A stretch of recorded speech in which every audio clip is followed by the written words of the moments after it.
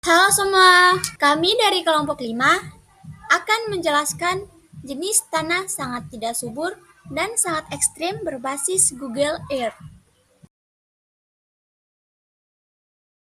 Jadi, ada 13 jenis tanah yang kami kaji. 1. Leptosols. Tanah ini sangat dangkal, dengan ketebalan kurang dari 25 cm sebelum mencapai lapisan batuan keras, sehingga membatasi ruang akar tanaman. 2. Renosols.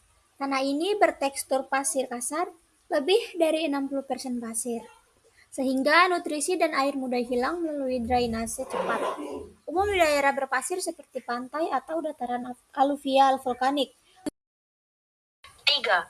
Potzols. Tanah sangat masam, pH rendah, akibat pencucian kuat zat besi, aluminium, dan bahan organik ke lapisan bawah, meninggalkan lapisan abu-abu pucat di atas, sering ditemukan di iklim dingin atau hutan boreal. 4. Albeluvisols. Memiliki lapisan pucat, eluviasi di bagian atas, dan akumulasi liat di bawahnya, dengan kesuburan rendah karena drainase buruk dan keasaman, cocok untuk hutan. 5. Chalcisols yaitu kaya kalsium karbonat (kapur) di lapisan bawah, tapi miskin unsur hara lain seperti nitrogen dan fosfor. Umum di daerah kering semi-arid.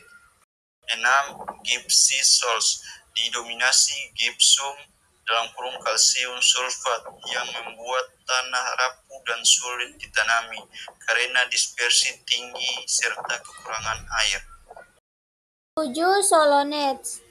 Tanah natrium tinggi di lapisan bawah, menyebabkan struktur kolomner keras yang buruk untuk infiltrasi air dan akar. 8. Solonkas. Sangat selen atau garam tinggi, dengan konduktivitas listrik lebih dari 15 ds-m, membuat tanah asin dan toksik bagi tanaman. 9.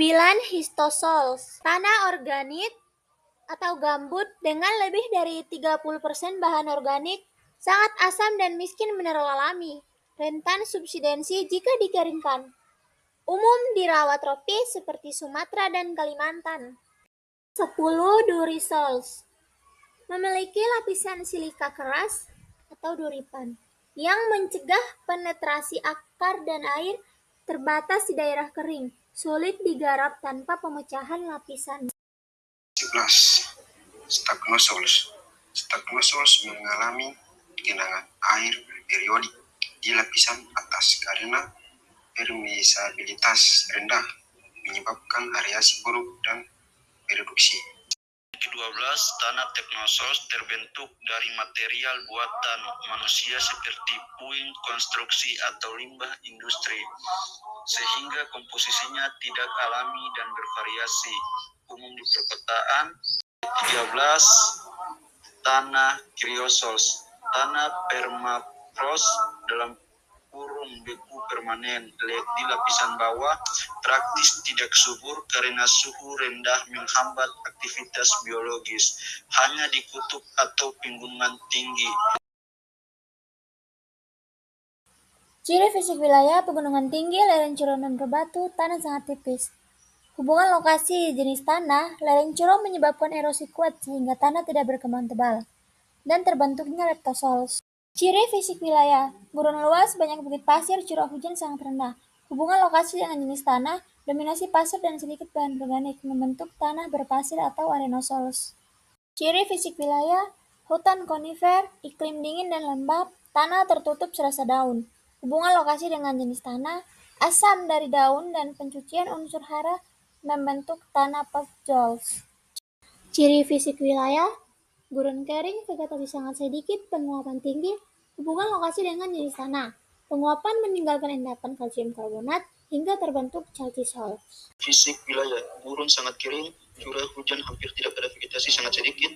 Hubungan lokasi dengan jenis tanah: penguapan tinggi menyebabkan penumpukan mineral gypsum sampai terjadi gypsisols. Ciri fisik wilayah: padang rumput luas, iklim semi kering, vegetasi rumput. Hubungan lokasi dengan jenis tanah: akumulasi natrium pada tanah menyebabkan terbentuk solonet. Ciri fisik wilayah: dataran garam luas, permukaan putih oleh garam, vegetasi hampir tidak ada. Hubungan lokasi dengan jenis tanah. Penguapan air danau meninggalkan garam tinggi sehingga terbentuk solon tax.